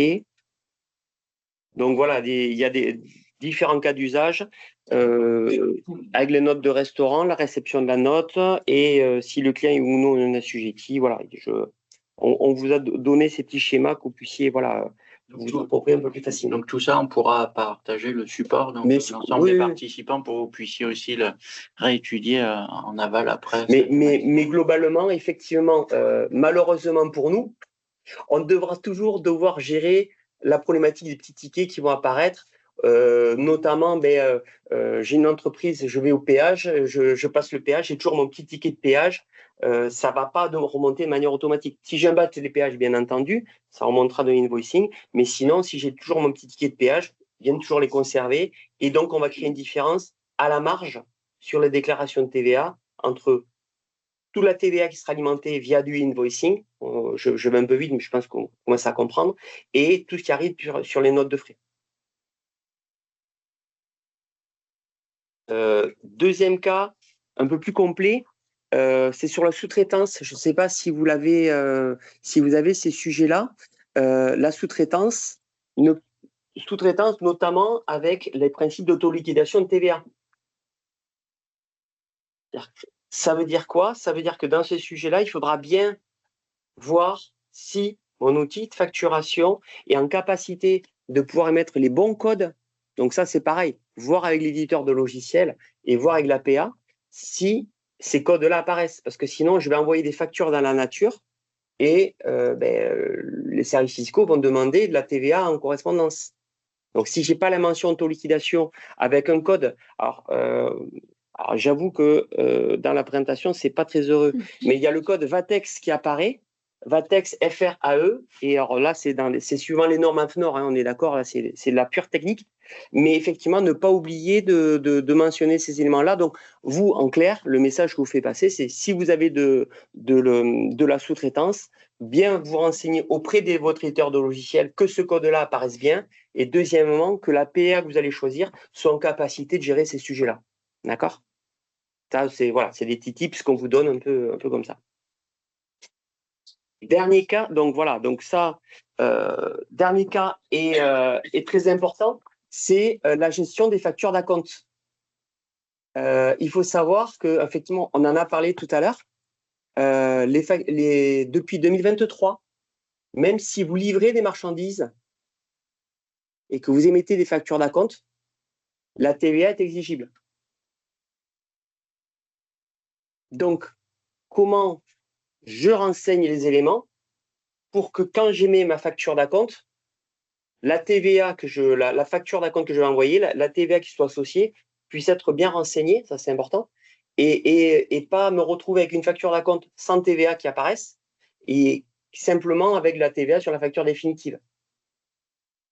C'est-à-dire que, oui. Et si c'est une proforma, on est d'accord que ça ne passe pas par la PO? Non, c'est pas une proforma, n'est pas une facture. D'accord. Tout à fait. Il ne doit plus y avoir de proforma. Comment? Il ne doit plus y avoir de proforma. C'est un devis. Si, des devis, des proformas, si, mais simplement ces sujets-là, pour moi, n'entrent pas dans le. Pour moi, il n'y a pas de raison de ne plus les avoir. Donc, tout à fait. Je suis alignée avec toi. Tout ce qui est devis, c'est hors. C'est hors système de. Mais là, facture, au sens strict. Mais par contre, ce qui est vrai, c'est qu'aujourd'hui, le point que vous soulevez, c'est des fois, nous, par facilité, en fait, le client nous donne sa facture pro forma, on l'enregistre plus ou moins dans la comptabilité, parce qu'on se dit il faut aller vite, on ne va pas embêter le client tous les 4 matins, mais on peut plus. Enfin, de toute façon, ce qui va se passer, c'est que si on fait ça, et s'il n'y a pas la facture définitive, au moment du recoupement de la TVA, les services fiscaux vont dire attendez, pourquoi vous déduisez plus? On a des gros problèmes parce qu'en fait, nous, on a du mal à se faire payer les acomptes parce qu'on fait des factures d'acompte. Du coup, ça rentre dans le schéma des grandes entreprises en achat, donc des délais de règlement qui sont leurs conditions d'achat. Et c'est pas à réception, c'est à 60 jours. Alors que l'acompte, il est censé être payé rapidement puisque le but, c'est d'avancer pour la marchandise. Et du coup, les entreprises nous demandent des pro-forma, justement. Les factures définitives pro-forma. C'est ça? Une pro-forma pour payer l'acompte. Et comme ça, c'est exigible dès qu'on l'a émis, il nous paye sous 5 jours. Alors que l'acompte, si on l'émet, ça rentre dans le système tout à fait. Des achats. Et donc à 60 jours, et finalement, la marchandise est déjà livrée et qu'on n'a pas payé de l'acompte. Et du coup, ça part le sens de la vente perd son. Après, on pouvait toujours envoyer la pro-forma. Oui, c'est ça. Du coup, c'est la pro-forma. Il faut prendre ce système-là. Voilà, c'est ça. Okay. Et c'est bien d'échanger parce qu'effectivement, des fois, on est un peu dans d'autres trucs, on ne se rend pas compte. Tout à fait. Si. Donc là, du coup, le commerçant travaille à la fois avec des clients particuliers et professionnels, demande un acompte de 30% pour valider un bon de commande. Alors, comment je fonctionne? Soit j'établis une facture solution, donc soit j'établis une facture d'acompte de 30% en indiquant le montant hors taxe et de TVA et le tout par différents taux de TVA, ça c'est important. Et donc la TVA est exigible à l'encaissement de l'acompte. Donc ça veut dire aussi que dans votre outil de facturation, il faut que vous ayez une référence, un code article à compte qui permet de générer automatiquement le code article et quelque part de la TVA associée. D'accord? Il faut que vous renseignez bien ces sujets-là. Et après, quand vous faites votre facture définitive, ce code article à compte, vous le mettez en négatif pour l'annuler et ça vous donnera du coup le montant net hors taxe qui vous permettra de calculer la TVA sur ce net hors taxe. D'accord? Donc, je déclare un e-reporting de transaction l'opération si le client est un particulier, ça on en a parlé. Si c'est un professionnel, je déclare un invoicing et donc les données de paiement après doivent être renseignées après derrière. Et il établit ensuite une facture définitive sur les mêmes règles en fonction de son client, en indiquant sur la facture le numéro et la date de la facture d'acompte. Donc là, c'est pareil, bien être sûr que votre logiciel de facturation gère ces sujets-là. Encore une fois, là, on n'est pas là pour parler de la technique. On est là pour vous alerter sur les sujets. Quelles sont les questions pertinentes que je dois poser à mon éditeur de logiciel ou à ma PA ou voire à mon expert comptable pour que justement je puisse aborder ces sujets-là sereinement qui vous seront effectifs, je vous le dis ou je le répète, au 1er septembre 2027 sur ces sujets-là. D'accord? Ça vous laisse le temps de voir. Mais voilà, ça vous donne un petit canevas de qu'est-ce que je dois poser comme question pour être tranquille et pas avoir une usine à gaz qui explose au 1er septembre 2027. OK? Là, ce cas d'usage, ça sous-entend que la facture d'acompte est fortement conseillée quand même. Ah oui. Plus dans le reporting. Tout à fait. Et quelque part, oui. Ça nous arrive de même temps là où des sociétés peut-être comme la vôtre nous envoient des factures nous demandent un acompte. Il y en a certaines qui sont réglées, certains acomptes sont réglés sans présentation de facture d'acompte. Et du coup, sont orphelins de pièces comptabilisées, donc sont traités comme des acomptes dans notre comptable. Mais la bonne pratique, c'est quand même d'avoir une facture d'acompte pour que dans le process, ça soit. Mais parce que déjà, premièrement, ça va vous permettre à vous de déduire la TVA directement sur la compte que vous avez versé et de déclarer la TVA qui est censée être déclarée sur la compte que j'ai reçue. Oui, d'accord. La TVA est bien gérée. Exactement. Okay. En fait, la réforme de la facture électronique n'a qu'une, pour moi, parce que quand j'échange un peu avec tout le monde, qu'une porte, enfin, forcément, il y a tout le reste, hein, mais à 99%, c'est la TVA. La gestion de la TVA. Il faut raisonner TVA. Si vous raisonnez TVA, la plupart du temps, vous arrivez à trouver les imbrications qui vont bien par rapport à vos différentes problématiques. Et j'ajouterais, la facturation électronique, en soi, elle change la manière de s'envoyer, de se transmettre une facture, mais en soi, elle ne change pas les règles de TVA, elle ne change pas non plus quand est-ce que c'est obligatoire de faire une facture. Ça, on n'a rien changé. Hein. Voilà. OK. Et donc, pour terminer, on voulait nous mettre très, très rapidement qu'est-ce que peuvent apporter ces fameuses plateformes agréées. C'est-à-dire que, OK, très bien, on a compris, c'est une boîte noire, où elle a très bien dit, Clémence, c'est une boîte aux lettres où je vais récupérer toutes mes factures. Mais à part ça, qu'est-ce que ça fait de plus? Il y en a qui sont payantes, d'autres pas payantes. Il y a des services associés. Voilà. Donc, on voulait faire un petit tips pour, ben voilà, qu'est-ce que ça pourrait apporter en plus. Donc, vous avez, hop là, pardon, je vais trop vite. Donc, elle vous propose donc des services qui peuvent différer d'une PA à une autre, avec éventuellement des formats supplémentaires que celles du socle classique, suivant les entreprises avec lesquelles vous pourriez travailler, notamment sur de l'EDI, échange de données informatisées sur des fichiers à plat.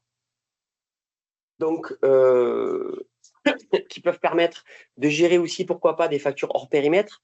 Imaginons, alors ça, je ne devrais pas le dire parce que ça ne va pas nous aider, mais on pourrait encore envisager des clients qui ont des factures Excel, Word ou papier. Ils vont dire, mais moi, je veux garder mon Excel. Donc, en fait, on va déposer des factures format Excel sur des fameuses plateformes qui vont transformer ça en facture format électronique pour l'envoyer dans le bon support. Oui, c'est une belle usine à gaz, on est d'accord. Mais il y aura des PA qui pourront, ou par exemple de dire, j'ai encore des clients qui font des factures papier et mon client, il ne veut pas changer parce qu'il a 2 ans de la retraite et il considère que son système est bon. Très bien, ça se défend. Il va scanner tous ces bons papiers et tous ces bons papiers vont pouvoir être transformés en facture format électronique. Donc, il y a des PA qui pourront gérer ces sujets-là, par exemple. Donc, on l'a dit, après ossérisation des factures PDF, c'est-à-dire que je fais une facture PDF simple, je n'ai pas un outil, je ne veux pas investir dans un logiciel de gestion intégrée qui me permettra de faire de bonnes factures. Les PA pourront permettre de gérer ces sujets-là aussi. D'accord? Ça va nécessiter un travail supplémentaire. Ce n'est pas l'objectif, on est d'accord, mais en tout cas, il y aura quand même des solutions qui pourront permettre de gérer ces sujets-là. D'accord? Après, il y aura des contrôles métiers, éventuellement la possibilité de payer mes factures d'achat directement sur la plateforme, si c'est plugué avec mon relevé bancaire. Si je suis, par contre, j'émets des factures, on l'a vu tout à l'heure avec les statuts, approuvés partiellement, ainsi de suite, ou validés, ça me permet de gérer plus facilement les relances, les recouvrements de factures et des paiements, en fait. C'est ce qu'on disait tout à l'heure. Suivant mon organisation, si en plus, dans ma façon de faire, je dois gérer aussi mes données de paiement, soit je me joue la vie en temps réel en disant je regarde mon relevé bancaire, qu'est-ce qui est payé, qu'est-ce qui n'est pas payé, ainsi de suite. Et on l'a vu, les délais sont assez rapprochés. Soit j'utilise une PA qui soit capable de gérer ces sujets-là directement. Et donc d'émettre le e-reporting de données de paiement de manière presque automatique.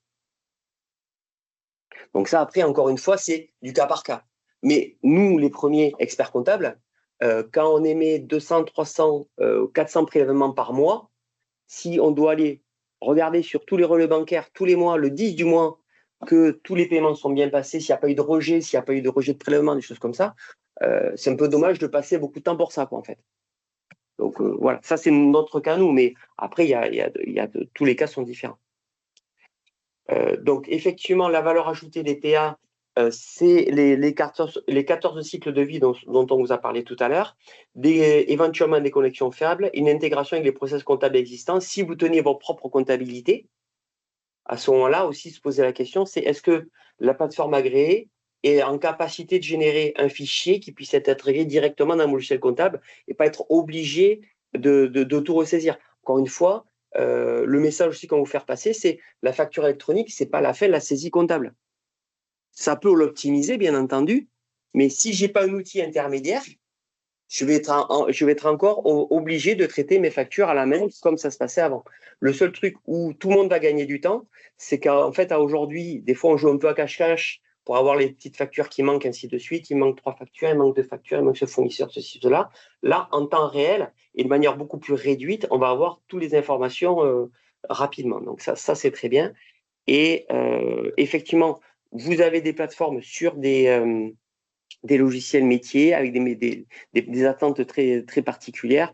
Donc, voilà, renseignez-vous sur ces sujets-là. Génération de factures électroniques, on en a parlé. Les solutions de saisie en ligne, éventuellement, sur ceux qui ont très peu de logiciels de facture. Vous avez des PA qui vont vous permettre, on appelle ça le facturier, de pouvoir saisir des factures très simples. Alors, effectivement, à chaque fois, il faudra tout ressaisir, on est d'accord, hein, mais sur des choses qui seront sur des formats qui seront gratuits. Si vous faites 3 factures à l'année, ça ne sert à rien d'avoir un logiciel qui va vous coûter 200 € par mois, en clair.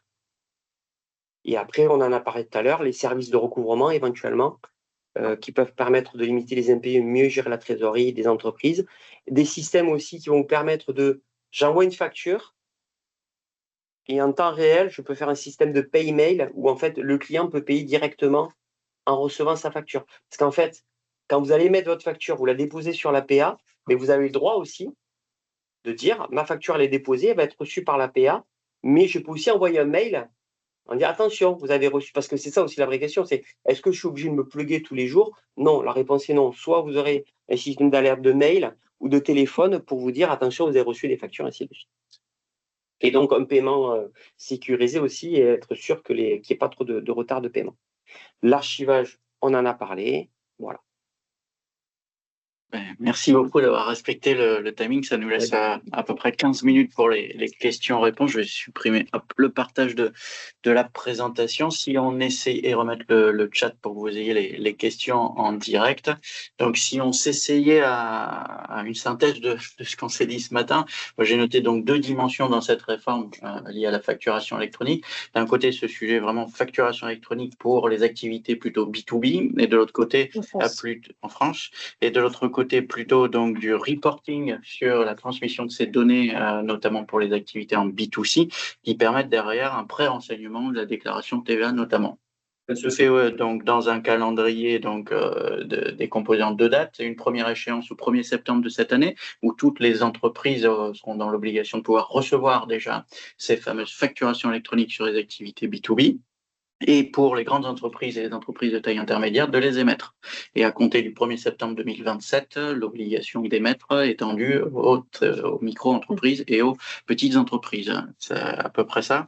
Sur les outils sur lesquels donc s'articule cette démarche, donc un annuaire disponible donc sur le site des impôts, et puis des plateformes agréées qui vont être l'interface finalement entre d'un côté des logiciels de gestion, du côté du fournisseur, du côté du destinataire de la facture, et entre-temps qui assurera la transmission de ces données vers l'administration fiscale.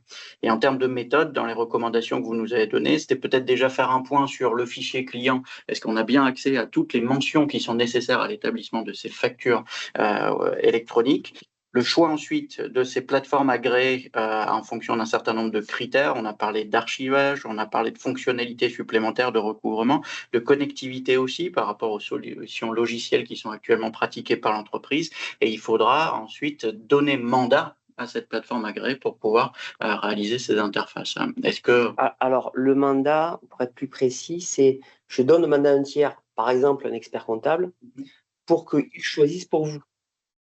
C'est ça que ça veut dire.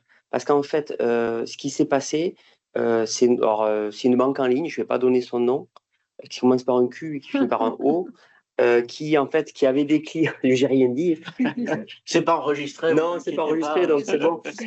Bon, c'était la blague. Et du coup, eux, ils ont dit, on a un outil, une banque en ligne, on a un outil de facturation, on va être une plateforme. Donc, de manière automatique, tous nos clients, on les met directement. Sans que personne soit au courant. Et donc, ce qui a été remonté, c'est de dire on ne peut pas faire ça à la sauvage n'importe comment, il faut qu'il y ait un minimum de consultation, que le client soit un peu averti de ce qu'il veut faire. Et à un moment donné, il peut très bien dire mais moi je suis un peu dans un maquis, je ne sais pas exactement comment ça fonctionne. Il y a le Crédit Agricole qui dit qu'il est parfait, il y a différents trucs, ainsi de suite. Et à ce moment-là, l'objectif, c'est d'avoir un mandataire qui puisse choisir pour vous et au moins on peut être un peu tranquille, un peu encadré pour pas que ça soit fait dans votre dos. C'est surtout ça l'idée en fait. Parce que les plateformes des banquiers, oui. On a 4 banques, on choisit par exemple de faire avec la plateforme du Crédit Agricole. Ça veut dire que le Crédit Agricole va avoir un accès à toutes les infos de paiement en temps réel sur chacune de nos flux en fait. Oui. Alors pour moi, c'est pas ça le plus grave. Le plus grave, c'est imaginons vous tombez à découvert. Et donc mon abonnement à la fameuse PA pendant 2-3 mois, il va être rejeté si je suis à découvert, que le prélèvement ne passe plus. Le risque qu'il peut y avoir, c'est surtout ça, pour moi, c'est que vous n'ayez plus service à votre PA. Vous n'avez plus accès aux services de votre PA. Voilà. Parce qu'en fait, c'est un détail. Alors que la plupart du temps, alors je ne veux pas prêcher pour ma paroisse, c'est pas ça l'idée. L'objectif, c'est d'éclairer sur des problématiques. Ce n'est que ça. La plupart du temps, vous avez des services. Alors, on l'a vu tout à l'heure en fait. Une PA qui fait, je récupère, j'envoie une facture, que ça, on est d'accord, à 95%, elle sera gratuite. Il maqué avec un logiciel de l'expert comptable, par exemple, on est d'accord. Voilà. Et un outil de facture. Et après, vous avez votre outil de facturation. L'APA simple, ça sera gratuit. Effectivement, c'est après tous les services associés. Le Crédit Agricole, lui, va vous mettre en place un outil de facturation, un suivi de trésorerie, ainsi de suite. Mais comme c'est un package, vous ne pourrez pas dissocier tout ça. Et puis, quelque part, lui, son objectif, c'est pas de vous vendre un truc gratuit, sinon ça n'a aucun intérêt, et il a tout à fait raison. Mais je vous alerte sur ces sujets-là attention de pas tout mélanger. Sur le modèle économique, Oui. du coup, lié à ces plateformes agréées, en termes de prix, on a accès, du coup, c'est variable en fonction de l'offre de services proposée. C'est ça, exactement. Au niveau des pièces comptables aussi qui sont traitées ou pas? Alors, Pour la taille d'entreprise. Alors, mais nous, en fait, nos éditeurs de logiciels, en fait, il n'y a pas si longtemps que ça, on était sur des forfaits à entre 25 et 30 euros par client par mois, en documents illimités. Après, c'est passé finalement, c'est gratuit, mais ça sera 30 pièces maximum par mois. Et là, finalement, on rechange encore, c'est gratuit limité. En fait, une telle concurrence qu'en fait, l'objectif de nos logiciels comptables, c'est pas de se faire déborder par des acteurs tiers et donc de garder un maximum les systèmes en place, parce qu'en fait, il y a une grosse guerre qui se joue entre éditeurs de logiciels comptables plus, parce qu'en fait, ce qui va se passer, que vous ayez un peu les infos, il y a des éditeurs de logiciels comptables qui veulent aller à fond sur la PA pour après aller à fond sur le marché bancaire entreprise, qui vont vous dire l'APA chez nous elle est gratuite, mais il vous faut le compte bancaire de notre il faut avoir tout le système. Parce qu'en plus comme ça vous allez gagner du temps pour les données, machin. Et donc du coup les acteurs bancaires ont mis en place des PA aussi parce qu'ils ont peur de perdre le fil par rapport au marché bancaire inter-entreprise. Donc c'est un peu tout ça qui chevauche. Ça doit stabiliser. Voilà, c'est ça. Économique. Sachant que on le voit bien, il y a il y aura malheureusement, à l'étranger en tout cas, ça s'est passé. En France, on espère que ça n'arrivera pas. Il y a des PA qui se font hacker. Donc quand ils se font hacker et que je suis une petite PA qui essaie de me trouver mon système qui est à peu près rentable mais pas trop, et qu'un hacker me dit vos données sont bloquées, c'est 3 millions d'euros, si vous ne payez pas, vous fermez. Mais forcément, je ne suis pas en capacité de payer parce que je suis petit, je vais fermer ma PA. Et donc là, des cas comme ça, malheureusement, et c'est triste, il y en aura. Au Mexique, je crois que c'est des perditions à hauteur de 30%. Je n'ai pas trouvé de chiffres en Europe suite à ta question. Et après, bon, il reste qu'on a quand même, encore une fois, une certification qui est assez costaud. Donc, voilà, on espère quand même qu'on ne sera pas confronté aux mêmes problématiques. Mais du coup, il peut y avoir une défaillance, en fait, sur des petits acteurs PA. Donc, en fait, tout ça, effectivement, ce que vous disiez, c'est exactement ça. Ça va se stabiliser entre différents acteurs. Après, rien ne vous empêche d'avoir une PA fiable, reconnue, on va faire reconnue la première année, et puis après de voir un peu comment ça fonctionne. Dans tous les cas, par rapport à maquis, c'est pas péjoratif quand je dis ça, mais par rapport au maquis des PA et des coûts, oui. En amont, le diagnostic que doit faire l'entreprise pour véritablement évaluer les besoins, c'est un incontournable. C'est ça, bien sûr. Exactement. Et donc, en termes d'accompagnement, comment ça se passe? Est-ce qu'il y a des accompagnements spécifiques par rapport à ce diag? Comment ça se passe? Alors après, soit vous rapprochez, donc soit vous avez un expert comptable. Et à ce moment-là, forcément, nous, en tant que référent, lors des experts comptables, on va vous inciter à aller voir votre expert comptable pour qu'il puisse vous accompagner au mieux sur ces sujets, parce que c'est celui qui connaît le mieux l'entreprise, la plupart du temps. Soit effectivement, après, vous pouvez solliciter un expert. Si vous n'avez pas d'expert comptable, solliciter un expert comptable tiers qui puisse vous aider par rapport à tout ça. Après, ou après directement aller voir une PA directement. Mais en fait, nous, experts comptables, notre objectif, c'est pas de vous vendre tel ou tel PA, quoi. Ah oui, tout à fait. Voilà. Donc, on serait relativement neutre. Mais si vous l'avez bien relevé, c'est quel type de flux? Est-ce que je suis plutôt B2B, B2C, prestataire de service? Comment je dois m'organiser en interne, et ainsi de suite. Donc, il nous reste 5 minutes, je crois qu'on a quelques questions. Clémence, vous vouliez aussi faire Point, une question de la salle. Oui. J'avais 2 questions, excusez-moi. La première, on a parlé qu'il faut indiquer sur les services les dates de paiement du coup d'une facture pour du service. Si on a le principal qui est du matériel et l'accessoire qui est du service, on a opté pour les débits. Oui. Dans ce cas-là, on n'indique jamais, même s'il y a une part de service, ou s'il y a il y a quelques factures par an de prestation de service, mais c'est les débits qui font. Si vous avez opté pour les débits, pas de débat. Pas de reporting de paiement, pardon, excusez-moi, sauf le cas des acomptes. Mais sinon, oui, vous êtes tranquille. Sauf le cas des acomptes. Si on retombe sur le cas de la livraison de biens avec un acompte, et bien là, la TVA sur l'acompte, elle est exigible dès le paiement de l'acompte. Paiement, donc du coup, il y aura forcément. Donc là, il y aura sur cette petite partie marginale, mais effectivement. Le paiement, c'est pour les acomptes. Oui. C'est ça. Et l'autre question, en fait, on fait souvent l'amalgame, je pense, entre la dématérialisation des factures et en fait la facturation électronique, qui est finalement 2 choses différentes. Oui. Un codage et l'autre, c'est juste un OCR et entrer tout à fait. un PDF dans un logiciel. Et du coup, par rapport à la partie des paiements, on n'a aucune donnée bancaire qui passe dans le codage de la facturation électronique. Non, sur la paie, il n'y a pas de code. Pas de risque du coup de piratage de la plateforme pour modification de RIB et qu'on prenne un RIB qui soit sur la PA et pas sur la facture PDF. C'est la facture PDF qui fait foi pour les RIB qui sont. Je ne sais pas si. Je ne sais pas. La question, on va réfléchir à la question. Ouais. Quel risque on a du coup de faire un mauvais paiement si on ne communique un RIB, s'il y a un RIB sur la plateforme, enfin sur la PA, s'il y a un RIB qui est communiqué, je ne sais pas, si dans le codage ça y est. Non, si c'est une donnée pour moi, il n'y a pas de RIB qui sont encodés dans la plateforme. C'est pas des mentions obligatoires de la facture. Ouais.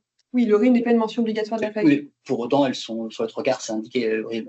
Du coup, si ça remonte dans la PA et que c'est modifié. Non, c'est pas possible. Non, quand ça remonte dans la PA, après, ça bouge plus. Hein. Moi, j'ai mis une facture, je ne peux pas trafiquer mon RIB. De cyber qui a jamais de limite et que du coup. Ce que je peux vous dire, c'est que le RIB ne sera pas dans les mentions obligatoires de la PA, donc en soi, la PA n'a pas à vous demander votre RIB, sauf si vous avez des fonctionnalités supplémentaires avec la plateforme qui nécessitent ça. Voilà. Si c'est par exemple, si c'est en connexion avec votre banque, etc. Bon, après, ça dépendra des fonctionnalités. Elle peut voir, il y a des options qui peuvent, mais après, je ne sais pas si le RIB remonte ou pas dans la PA. Nous, on va pas. Non, ça fait pas partie des données obligatoires, donc ça fait pas partie des données qui transitent par l'administration, ça c'est sûr. Et après, il reste que sur la facture, vous pourrez continuer de mettre toutes les mentions que vous souhaitez. Alors après, on va reprendre les questions rapidos. On va peut-être partir de la dernière. Alors, Chorus Pro, c'est pas une PA. Non, et alors c'est la PA à l'administration, on va dire par. Tout à fait, sur Chorus Pro. Donc pour les factures que vous envoyez à l'administration publique, l'administration tout court, on continue sur le même principe, c'est-à-dire qu'on envoie effectivement sous format dématérialisé. Après, il y a deux solutions pour envoyer la facture. Je vais réussir. Soit vous continuez comme à l'heure actuelle, vous déposez directement la facture sur Chorus Pro, sans passer par votre plateforme agréée. Ça, c'est une solution transitoire qui sera acceptée. Soit vous déposez la facture sur votre plateforme agréée qui se chargera de l'envoyer à Chorus Pro. Ça, c'est la solution cible. Parce qu'effectivement, comme le disait Julien, Chorus Pro, pour l'administration, ça va être l'équivalent de la plateforme agréée, de l'État. Mais vous ne pouvez pas choisir Chorus Pro, qu'on soit bien clair. D'accord ? Vous pouvez c'est juste le réceptacle de l'État. Les autres questions, est-ce qu'on voit pas les autres questions, donc. Parmi les mentions obligatoires, il y a non complet client acheteur de l'acheteur. Comment sera généré si le nom change? Exemple SNCF qui est passé avec le point, sans point, Société nationale des chemins de fer. Est-ce qu'il y a un seul cas qui est accepté ou est-ce qu'il y a des risques? Est-ce qu'on peut revoir? Je ne peux pas remonter. Non, pour moi, il n'y a pas de risque de refus sur ce genre de choses. Il faut que la mention soit remplie. Après, ce qui est important, encore une fois, ce que vous avez fait, c'est le numéro sirène. Et peu importe qu'on mette des points à SNCF ou pas. Dans l'identification, on va faire le numéro sirène. Le numéro sirène, c'est bon, s'il est entier. Oui, tout à fait. Le sirène, on va dire que c'est la base. C'est à minima, une adresse de facturation et sera égale à minima à un sirène. Après, par entreprise, vous pouvez décider d'avoir plusieurs adresses de facturation qui pourront être au final discriminées par les numéros sirène ou par d'autres choses. Ça, c'est possible. Donc, au niveau des questions, en pêle-mêle, peut-on avoir 2 PA, une pour la réception et pour la transmission? Bien entendu, bien sûr. Il n'y a pas de souci. Encore, on l'a vu tout à l'heure, elles n'ont pas toutes les mêmes fonctionnalités, on l'a vu. Donc, ne pas hésiter. Voilà, on peut avoir 2 PA. Le but du jeu, c'est qu'elles soient bien inscrites et qu'en plus, elles soient accessibles assez facilement. Pour le refus, c'est également pour une facture erronée. Alors, la facture erronée, ça dépend. Voilà, effectivement. Facture erronée parce que j'ai dit que je livrais 1000 produits alors que je n'ai livré que 100. Ça, c'est pas un rejet technique, c'est un refus parce que j'ai commandé 100 produits, on m'en a facturé 1000. Donc là, c'est une facture erronée, je fais un avoir, j'ai reçu la facture, elle n'est pas approuvée, elle est techniquement juste, mais pas. Par contre, si elle est erronée parce que j'ai inversé un sirène, comme on l'a dit tout à l'heure, j'ai pas mis la bonne dénomination, là, c'est du rejet technique. Et à ce moment-là, c'est un avoir interne que je ne suis pas obligé de renvoyer. Sur le refus, sur le statut refus, je regardais hier les spécifications AFNOR et il y aura un motif de refus à renseigner qui seront préétablis. Donc, je veux dire, on ne me refuse pas parce que c'est une facture en litige, je considère que la qualité n'est pas là. Exactement, c'est pas la même chose. Là, on acceptera la facture et elle sera en litige. On fera une provision pour litige d'ailleurs. Mais les motifs de refus, c'est des cas bien spécifiques qui sont déterminés, qui seront à renseigner avec une liste préétablie. Et s'il y a un envoi en double, l'APA le détecte. On peut pas, oui, techniquement, si j'aurais mis une facture, oui, elle va enlever le doublon. Ça, ok. Les notes de frais, est-ce à mettre en place, c'est dès 2026. Non, parce que c'est à l'hôtelier de se poser la question. C'est ça. Vous, en tant que bénéficiaire des repas, etc., en soi, ça ne change rien. Hein, non. Voilà, c'est l'hôtelier. Voilà, c'est lui. Est-ce qu'il doit émettre ou non une facture au format électronique? Voilà. Parfait. Je crois qu'on a fait le tour des questions. Il est 10h02. On a respecté le timing. Est-ce qu'éventuellement il y a une dernière question, soit dans la salle, soit à distance, avant qu'on mette un. Les déclarations de TVA, donc, elles seront pré-remplies? Oui, alors pas tout de suite. Hein. C'est à l'horizon 2030. Pardon? Que sur la partie collectée? Non, l'objectif, c'est que ce soit les deux. Donc, mais par contre, vous soulevez un point. Sur la partie collectée, ça sera beaucoup plus facile de le mettre en place. Donc, ça serait à horizon 2030 en cible. Et sur la partie TVA déductible, on aura aussi un pré-remplissage. C'est plus difficile à mettre en place parce qu'il y a des coefficients d'assujettissement qui peuvent différer. Donc, c'est pour ça que c'est plus compliqué, que ça viendra dans un deuxième temps. Après, ça sera comme la déclaration à l'impôt sur le revenu. On a un pré-remplissage depuis le prélèvement à la source. On vous soumettra, charge à vous de le valider ou pas, de le modifier. Comme on a évoqué tous les cas, des notes de frais où ça passera hors plateforme, où ça ne sera pas pré-rempli, où là, il faudra l'ajouter à la main. Un cas d'école, c'est j'achète une voiture de tourisme au concessionnaire. Le concessionnaire va envoyer la facture au format électronique. De facto, on n'est pas encore à regarder le code NAF pour savoir si c'est une activité de VTC, auquel cas la personne peut récupérer la TVA ou pas. Donc là, vous, de facto, ça sera rempli dans la déclaration de TVA. Ça va rajouter de la TVA déductible. Donc, d'être vigilant et de ne pas déduire des choses à tort. Parce que c'est parce que, et ça a été très bien dit, c'est parce que c'est pré-rempli que c'est validé de manière automatique. Il peut y avoir des erreurs, c'est ce que je vous expliquais tout à l'heure. Au Portugal, ça a mis du temps, et tous les pays le mettent en main. Ça met du temps parce que un ordinateur, entre guillemets, je dis bien entre guillemets, est bête, ça dépend de ce qu'on lui met comme information. Si on se trompe dans les informations qu'on lui envoie, lui, si on dit que telle activité c'est de la TVA 10, la TVA sera remplie avec de la TVA 10, même si c'est au final de la TVA 20, on est d'accord. Oui, il y a un vrai sujet sur la déductible pour travailler la chose, que ce soit le plus fin possible, pour que le pré-remplissage soit le plus pertinent possible. Et donc, c'est pour ça que ça mettra plus de temps et qu'on est en train d'y réfléchir au niveau national. Et dernière question, on vous dit si la date d'émission de la facture est également la date de livraison du bien, peut-on ne faire mention que de l'une de ces dates? Non, je pense pas. Je pense qu'il y aura les deux rubriques et je crains que ce soit bloquant. Alors, faudrait qu'on vérifie sur les spécifications AFNOR, mais pour moi, c'est assez bête et méchant, entre guillemets, parler de l'ordinateur. Il y a deux rubriques. Comme quand vous voulez vous inscrire en ligne, qu'il y a une petite étoile astérix et que ça bloque, je pense que ce sera la même chose. Parfait. Ah, mais encore, vous avez du succès avec les questions-réponses. Les factures avec double TVA, donc avec deux taux différents de TVA, oui, tout à fait, ça sera détaillé sur la facture, mais comme actuellement en réalité. Tout à fait. D'où la problématique, là je suis un peu bavard, excusez-moi, d'où la problématique du fameux fichier XML Donc, Corentin parlait tout à l'heure, en fait, aujourd'hui, on est sur des problématiques d'OCR, de reconnaissance de caractère. Donc, en fait, l'ordinateur aujourd'hui repère les mentions. S'il voit qu'il y a marqué TTC, il voit que c'est le montant total de la facture. S'il y a des slash, il voit que c'est la date. S'il voit 5,5 ou 20%, il arrive à regarder ça. Mais c'est pas infaillible. C'est-à-dire que c'est la reconnaissance de caractère. Il peut y avoir des erreurs.